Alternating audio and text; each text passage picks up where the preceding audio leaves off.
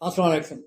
History انفورڈ channel سے میں ہوں ڈاکٹر طاہر عزیز ظفر اپنے پوڈ کاسٹ کے ساتھ۔ جب صحرا کی خاموشی میں صدائے اذان گونجتی ہے، ایک نقطہ ہے جہاں دلوں کی نظریں جھک جاتی ہیں۔ جسم نہیں، روح سجدہ کرتی ہے۔ یہ نقطہ خانہ کعبہ ہے، ایک سادہ سا مقام مگر تاریخ، تقدیس اور تجلیات الہی کا وہ محور جس کے گرد نہ صرف زمین والے بلکہ افلاک والے بھی طواف کرتے ہیں۔ خانہ کعبہ صرف ایک عمارت نہیں، یہ ایک دعوت ہے، روحانی رجوع کی، عاجزی کی، وحدت کی۔ جب لاکھوں لوگ مختلف رنگوں، زبانوں، نسلوں سے نکل کر سفید آرام میں لپٹ کر ایک ہی دائرے میں گھومتے ہیں تو کعبہ کی ایک وحدانی پیغام بن کر ابھرتا ہے۔ یہ وہ جگہ ہے جہاں حضرت ابراہیم، حضرت اسماعیل علیہ السلام نے فرمان خداوندی پر سر تسلیم خم کر کے بنیاد رکھی۔ یہ وہ مرکز ہے جس کی طرف حضرت محمد صلی اللہ علیہ وسلم نے مکہ سے مدینہ ہجرت کے بعد بھی رک کر کے نماز ادا کی، اور پھر حکم الہی سے قبلہ تبدیل ہوا بیت المقدس سے خانہ کعبہ کی طرف۔ کعبہ کے سیاہ گلاب میں لپٹی ہوئی دیواریں فقط کی خاموش گواہ ہیں، وہ آنسو جو لبیک اللہم لبیک کے ساتھ بہتے ہیں، وہ دعائیں جو حضرت کو چوم کر مانگی جاتی ہیں، وہ سجدے جو مقام ابراہیم کے سامنے جھکتے ہیں۔ سب کچھ ایک ایسے ربط کا مظہر ہے جو زمین سے آسمان تک پھیلا ہوا ہے۔ حضرت آدم علیہ السلام نے اللہ کے حکم سے سب سے پہلی بار خانہ کعبہ کی بنیاد رکھی۔ حضرت ابراہیم علیہ السلام، حضرت اسماعیل علیہ السلام نے خانہ کعبہ کی دوبارہ تعمیر کیا اور اس کو اونچا کیا۔ قریش مکہ نے حضرت اکرم صلی اللہ علیہ وسلم کے زمانے میں ایک بار خانہ کعبہ کی تعمیر کی یا عمارت سیلاب سے متاثر ہو گئی تھی۔ عبداللہ بن زبیر رضی اللہ تعالیٰ عنہ نے مروان بن حکم کے دور میں خانہ کعبہ کو دوبارہ تعمیر کیا اور ابراہیمی بنیادوں پر مکمل کرنے کی کوشش کی۔ حجاج بن یوسف نے خلیفہ عبد المالک بن مروان کے حکم پر خانہ کعبہ کی ایک اور تعمیر کی اور اسے قریشی ساخت پر واپس کیا۔ بعد میں مختلف خلفاء اور سلاطین نے خانہ کعبہ کی مرمت اور جزوی تعمیرات کی، جیسا کہ عباسی، فاطمی، عثمانی حکمرانوں کے ادوار میں ہوں۔ حضرت آدم علیہ السلام کی تعمیر کی بات کریں، اللہ تعالیٰ کے حکم سے حضرت آدم علیہ السلام نے زمین پر سب سے پہلا گھر خانہ کعبہ کی صورت میں بنایا۔ روایت کے مطابق یہ عبادت کے لیے پہلا مقام تھا۔ وقت کے ساتھ یہ عمارت زمین میں بیٹھ گئی یا مٹ گئی۔ حضرت ابراہیم علیہ السلام اور حضرت اسماعیل علیہ السلام کی تعمیر کی بات کریں تو حضرت ابراہیم علیہ السلام کو اللہ تعالیٰ نے حکم دیا کہ وہ خانہ کعبہ کو دوبارہ تعمیر کریں۔ حضرت ابراہیم اور ان کے بیٹے حضرت اسماعیل علیہ السلام نے اس کی بنیادیں اٹھائیں۔ قرآن مجید میں بھی اس کا ذکر موجود ہے۔ اور جب ابراہیم اسماعیل کعبہ کی بنیادیں اٹھا رہے تھے، اس وقت مقام ابراہیم بھی بنایا گیا اور خانہ کعبہ کا اصل طرز اسی بنیاد پر قائم ہوا۔ حضور اکرم صلی اللہ علیہ وسلم کی نبوت سے چند سال قبل مکہ میں شدید بارشوں اور سیلاب کے باعث خانہ کعبہ کو نقصان پہنچا۔ قریش نے فیصلہ کیا اس نئی بنیادوں پر مضبوط بنایا جائے۔ اہم بات یہ ہے، تعمیر کے دوران حجر اسود کو نصب کرنے کا شرف رسول اللہ صلی اللہ علیہ وسلم کو حاصل ہوا جب آپ نے عظیم حکم کے ساتھ قبائل کے درمیان جھگڑا ختم کیا۔ حضرت عبداللہ بن زبیر رضی اللہ عنہ کی تعمیر، حجاج بن یوسف کے حملے کے بعد خانہ کعبہ کو نقصان پہنچا تو حضرت عبداللہ بن زبیر رضی اللہ عنہ نے خانہ کعبہ کو دوبارہ تعمیر کیا۔ انہوں نے صلی اللہ علیہ وسلم کی خواہش کے مطابق اسے ابراہیمی بنیادوں پر مکمل کیا۔ حجر اسود کو خانہ کعبہ کے اندر شامل کیا اور دو دروازے رکھے، ایک داخلے اور دوسرا خروج کے لیے۔ حجاج بن یوسف کی تعمیر جو کہ خلیفہ عبد المالک بن مروان کے حکم پر ہوئی، حجاج نے مکہ پر قبضہ کیا تو خلیفہ عبد المالک بن مروان کے حکم پر خانہ کعبہ کو ایک بار پھر اس کی قریشی تعمیر کے مطابق واپس لایا گیا، یعنی حضرت عبداللہ بن زبیر کی تبدیلیوں کو ختم کر کے پرانی شکل پر بحال کیا گیا۔ ایک ہی دروازہ رکھا گیا اور حجر اسود کو خانہ کعبہ کے اندر سے باہر لا کر رکھا گیا۔ بعد کے ادوار میں مرمتیں اور جزوی تعمیرات باسی دور میں ہوتی گئیں، خاص طور پر بارشوں یا آفات کے بعد۔ फातमी ममलूकी सल्तनत के दौर में भी खाना काबा की दीवारें और छतों की मरम्मत की गई। उस्मानी दौर में खास तौर पर सुल्तान मुराद खान चारम के ज़माने में शदीद बारिश के बाद जब दीवारें गिर गईं तो मुकम्मल नई इमारत तामीर की गई। जदीद दौर में सऊदी हुकूमत ने खाना काबा की हिफाजत, सफाई और आसपास के इलाकों में बड़े पैमाने पर तोसी मनसूबे किए। खाना काबा की तामीरात तरीकी का जायजा बताया जाए। खाना काबा की तामीरात के हवाले से एक तहकीकी जायजा का जिक्र करें तो इसकी ऊंचाई 13 मीटर यानी 43 फुट के करीब है। लंबाई इसकी 11.68 मीटर यानी 38.3 फुट है। इसकी चौड़ाई 9.9 मीटर यानी 32.5 फुट के करीब बताई गई है और इसका इंटरनल एरिया 180 मीटर यानी 1938 फुट के बराबर है। सबसे पहले इबादत की जगह बनाई गई, इसके इर्द गिर्द अमन है।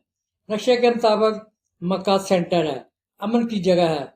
हजूर सल्लल्लाहु अलैहि वसल्लम ने समुद्र मगर को अपना किबला बनाया था तो हजरत मूसा अलैहिस्सलाम को मगरब की जानब से निदा आई थी तो आप सफ़र पर थे, आग लेने जाने लगे तो दस्त के पास नजर आई, उसी जगह आपसे बात हुई, इसलिए आप मगरब के रुख करके इबादत करते थे।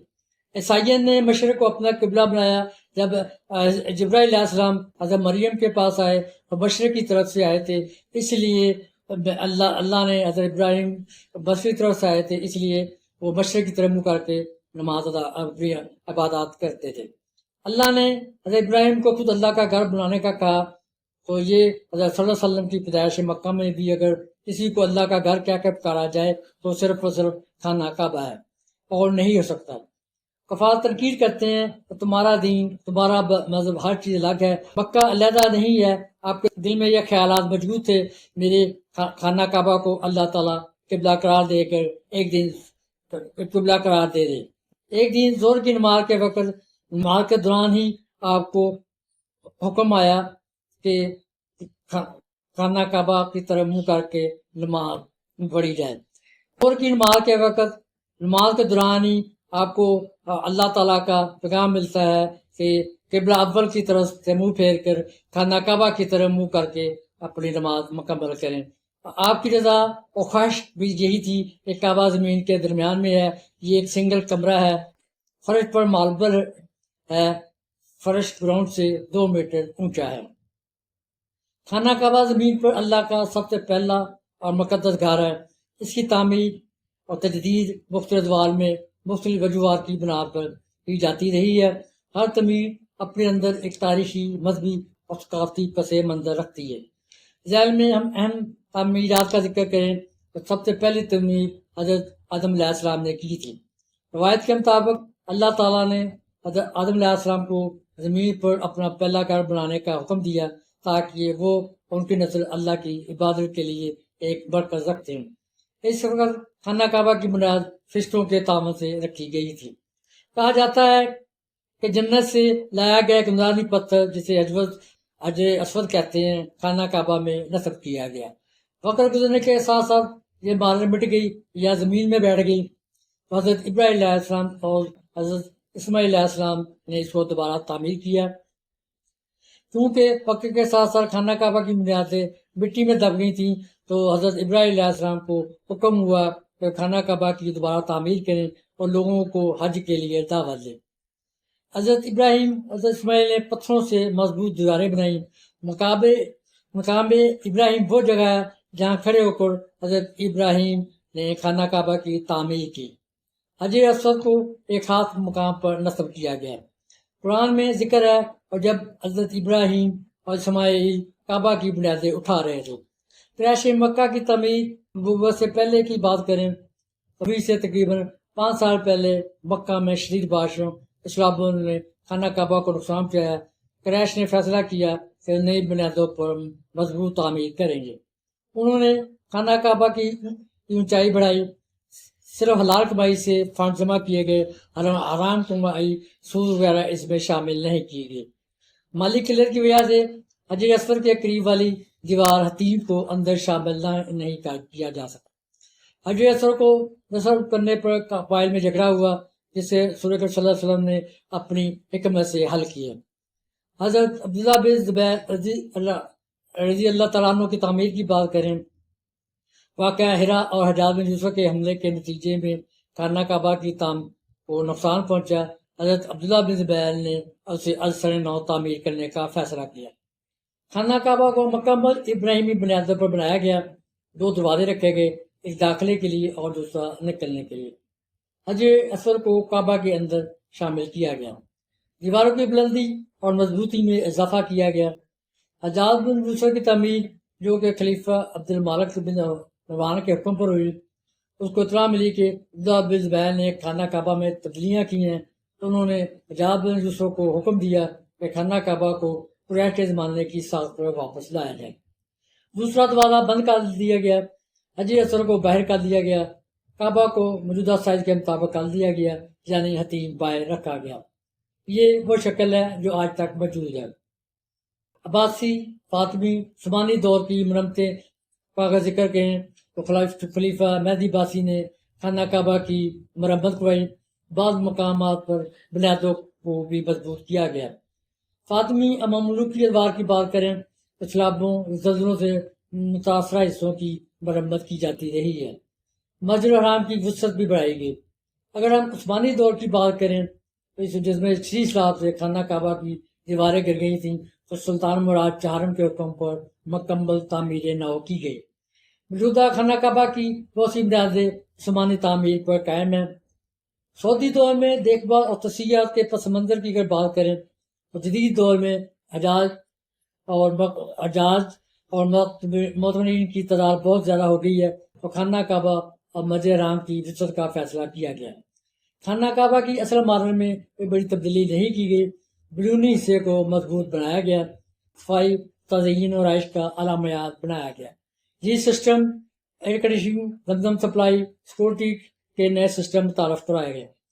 خانہ کعبہ کی تعمیر اور تاریخ کے مختلف موڑوں پر اللہ کے حکم پر نبوی ہدایات اور مسلمانوں کی قیادت کا مظہر رہی ہیں۔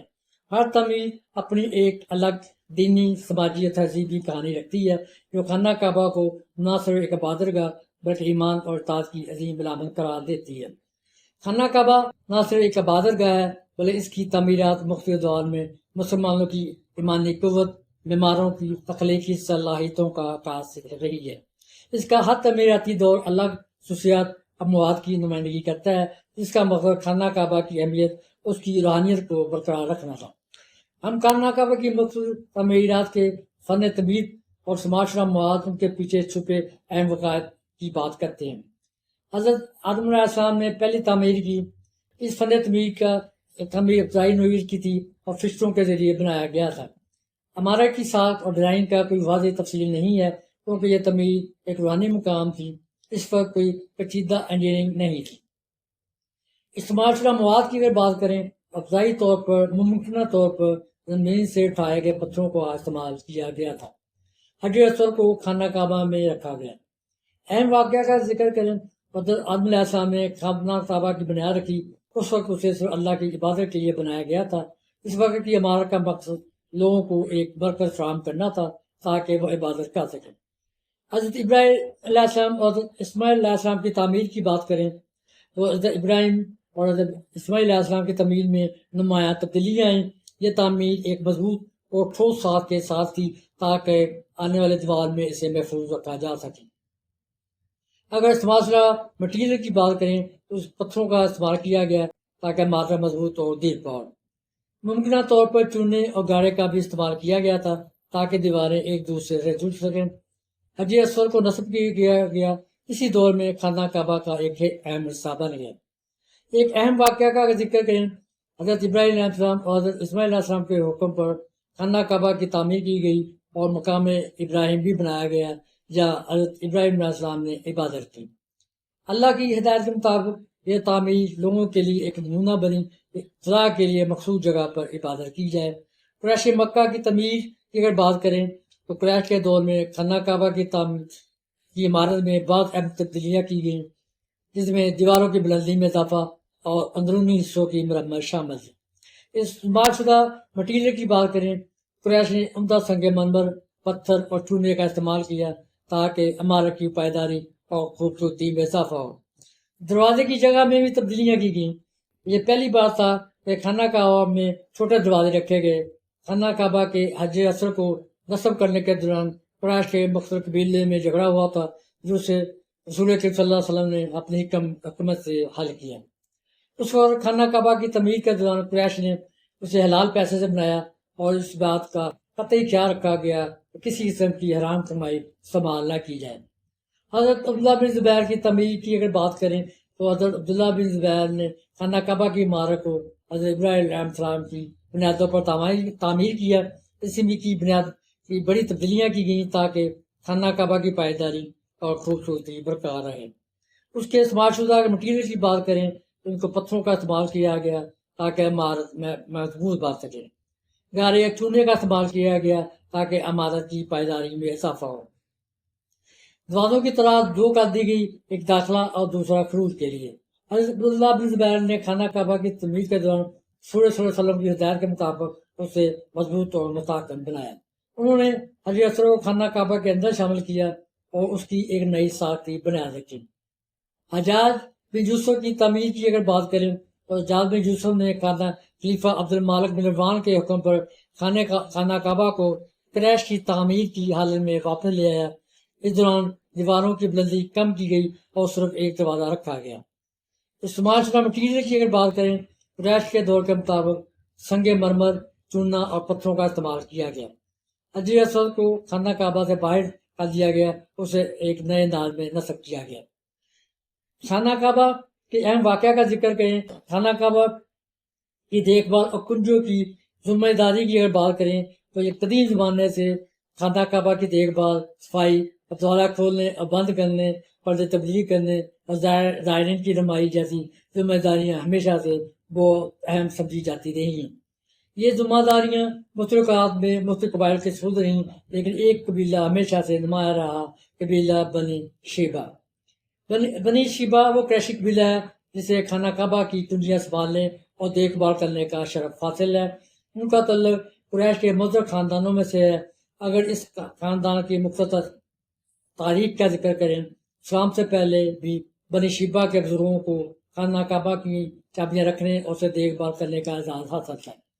فتح مکہ کے وقت جب حضور صلی اللہ علیہ وسلم خانہ کعبہ میں داخل ہوئے تو سبحان بن طلحہ جو بنی شیبہ کے تھے کے پاس کنجیاں تھیں۔ نبی اکرم صلی اللہ علیہ وسلم نے خانہ کعبہ کا دروازہ کھلوا کر نماز ادا کی، پھر کنجیاں حضرت عثمان بن طلحہ کو واپس کرتے ہوئے فرمایا، یہ کنجیاں قیامت تک تمہارے پاس رہیں گی، انہیں تم سے کوئی ظالم چھینے گا۔ یعنی یہ ذمہ داری خاندان کے پاس مسلسل چلتی رہے گی۔ آج کے دور میں کی بات کریں تو آج بھی بنی شیبہ قبیلہ ہی خانہ کعبہ کی کنجیاں رکھتا ہے۔ جب بھی خانہ کعبہ کھولا جاتا ہے، مثلا غسل کعبہ کے موقع پر اسی قبیلے کا فرد چابیاں لے کر خانہ کعبہ کا دروازہ کھولتا ہے۔ سعودی حکومت نے اس روایت کو برقرار رکھا ہے اور بنی شیبہ کے سربراہ کو مکمل عزت اور مقام دیا جاتا ہے۔ موجودہ کلیدی دار یعنی چابی بازار کی اگر بات کریں، آج کے وقت بنی شیبہ خاندان کے معزز فرد عام طور پر پروزترین یا متعین شدہ فرد چابیاں سنبھالتے ہیں۔ حال ہی میں شیخ صالح بن زین العابدین الشیبی خانہ کعبہ کے کلید بردار ہیں۔ کہا جاتا ہے اب بنی شیبہ خاندان کی اگر کلید برداروں کی ہم تاریخ کی فہرست کی بات کریں تو بنی شیبہ خاندان کا تعلق قریش کے معزز اور معتبر گھرانے سے ہوتا ہے۔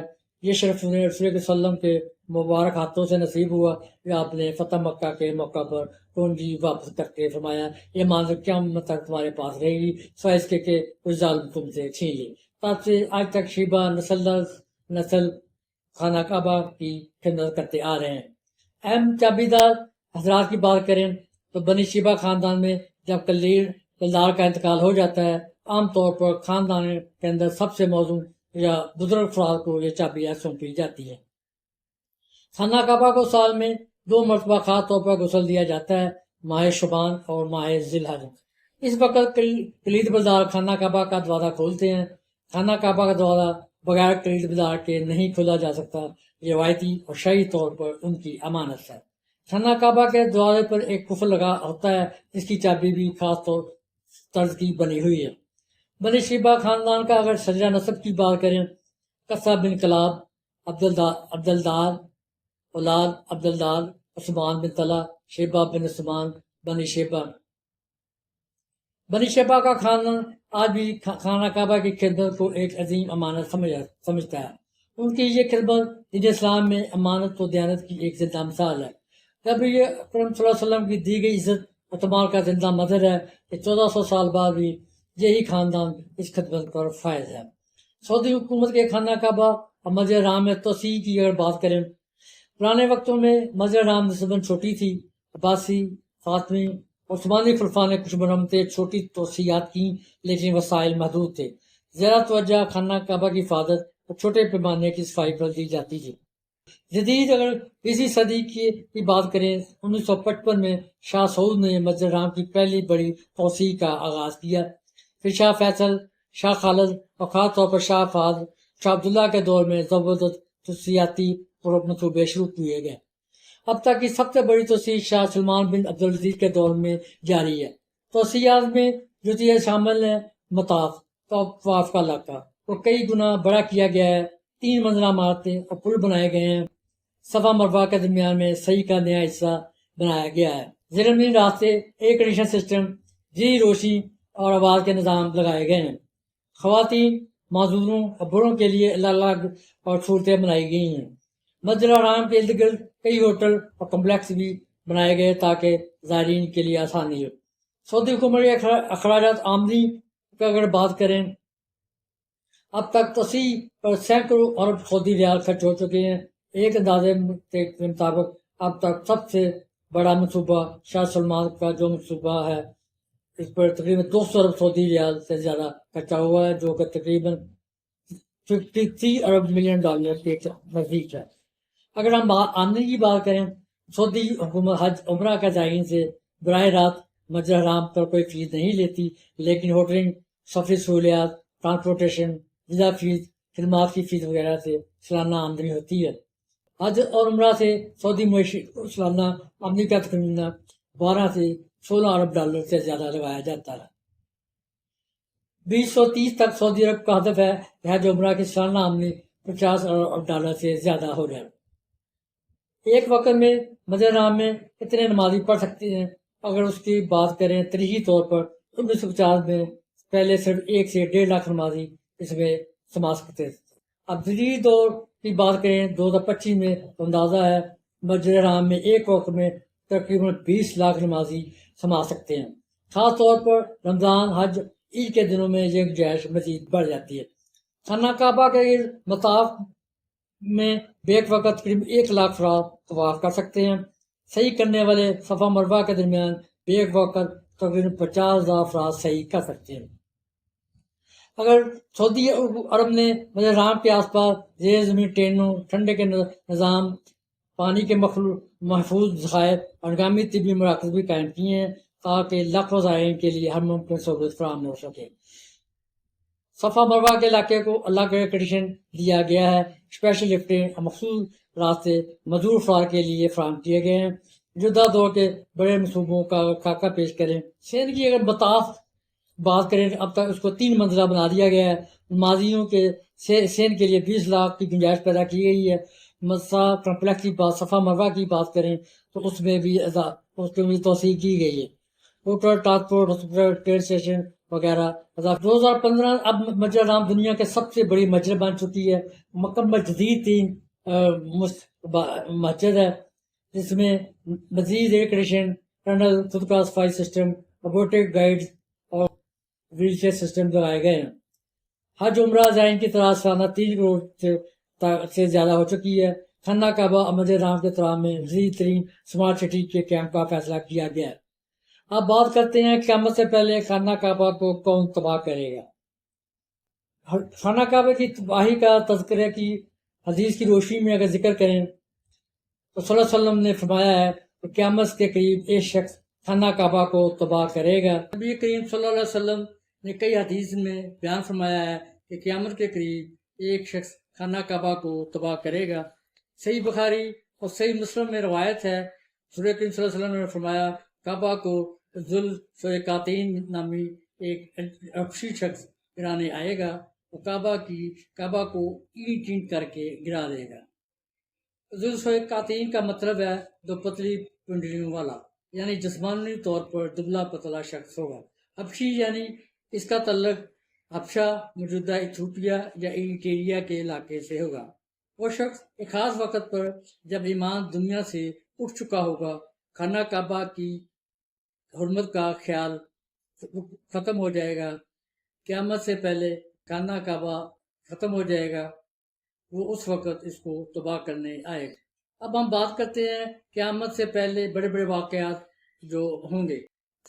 قیامت سے پہلے امام مہدی کا ظہور ہوگا، ایک صالح انسان مدینہ یا مکہ میں ظاہر ہوگا، امت میں عدل و انصاف قائم کرے گا، خانہ کعبہ میں بیعت ہوئی، دجال کا خروج ہوگا، دجال ایک عظیم فتنہ لائے گا، پوری دنیا میں فساد مچائے گا۔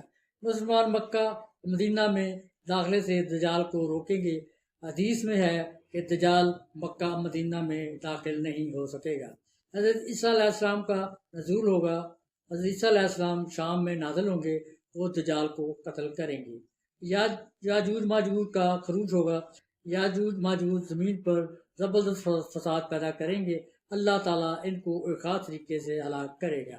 زمین پر امن و سکون کا قیام ہوگا، حضرت عیسیٰ علیہ السلام کی سربراہی میں دین اسلام غالب ہوگا، زمین پر انصاف اور امن ہوگا، حضرت عیسیٰ علیہ السلام کا انتقال ہوگا۔ یاد رہے کہ ان کی موت ایک قدرتی موت ہوگی۔ اس کے بعد دین میں کمزوری پیدا ہونی شروع ہو جائے گی، قرآن مجید کو اٹھا لیا جائے گا۔ ایک رات کے اندر قرآن مجید لوگوں کے سینوں اور کتابوں سے مٹا دیا جائے گا، دنیا میں بے دینی عام ہوگی، مساجد خالی ہو جائیں گی، حج اور عمرہ بند ہو جائیں گے، اللہ کا نام لینے والے کم رہ جائیں گے، خانہ کعبہ کی تباہی ہوگی اور وہ حبشی نامی خانہ کعبہ کو گرا دے گا، ایک ایک اینٹ نکال کر اسے مٹی میں ملا دے گا، نہ حج ہوگا، نہ عمرہ، نہ زائرین ہوں گے۔ سورج کا مغرب سے طلوع ہوگا، اللہ کا بڑا معجزہ ہوگا کہ سورج مغرب سے طلوع ہوا کرے گا۔ اس کے بعد توبہ کا دروازہ بند ہو جائے گا، قیامت کے بالکل نزدیک ایک خوشبودار ہوا چلے گی جو تمام مومنوں کی جان لے لے گی، زمین پر صرف بدترین لوگ باقی رہ جائیں گے، پھر اللہ کا حکم آئے گا اور قیامت برپا ہو جائے گی۔ حضور کریم صلی اللہ علیہ وسلم نے فرمایا اس وقت خانہ کعبہ کی زیارت کا صبر بھی ختم ہو جائے گا، یہاں تک کہ وحشی جانور اور پرندے وہاں بسیرا کریں گے۔ خانہ کعبہ قیامت کے بالکل قریب تباہ ہوگا، اس سے پہلے بڑے بڑے فتنوں کا ظہور ہوگا، ایمان اور قرآن دونوں زمین سے اٹھا لیے جائیں گے۔ خانہ کعبہ کی تباہی ایمان کی دنیا میں آخری نشانیوں میں سے ایک ہوگا۔ خانہ کعبہ دل کا مرکز ہے۔ خانہ کعبہ ہمیں یاد لاتا ہے عظمت عمارتوں میں نہیں نسبتوں میں ہے۔ سادہ ترین خاکی پتھروں کی عمارت اس لیے عظیم ہے کہ یہ خدا کے گھر کی علامت ہے، یہ ہمیں خودی سے بے خودی کی طرف، انفرادیت سے اجتماع کی طرف اور غرور سے عاجزی کی طرف لے کر جاتی ہے۔ خانہ کعبہ صرف مسلمانوں کا قبلہ نہیں ہے، یہ انسانیت کا روحانی محور ہے، یہ وہ مرکز ہے جہاں دل پر ہر دل چاہے وہ کہیں بھی ہو ایک ہی سمت میں جھکتا ہے۔ یہ وحدت رب کا مظہر اور توحید کا اعلان ہے جو ہر طواف، ہر دعا، ہر عشق اور سجدے میں گونجتا ہے۔ خانہ کعبہ وہ مقام جہاں دل اور روح دونوں سجدہ کرتے ہیں۔ کعبہ ایک سادہ سی عمارت مگر دلوں کی دنیا کا مرکز، لاکھوں انسان مختلف زبانوں اور رنگوں کے باوجود ایک ہی سمت میں جھکتے ہیں رب واحد کی طرف۔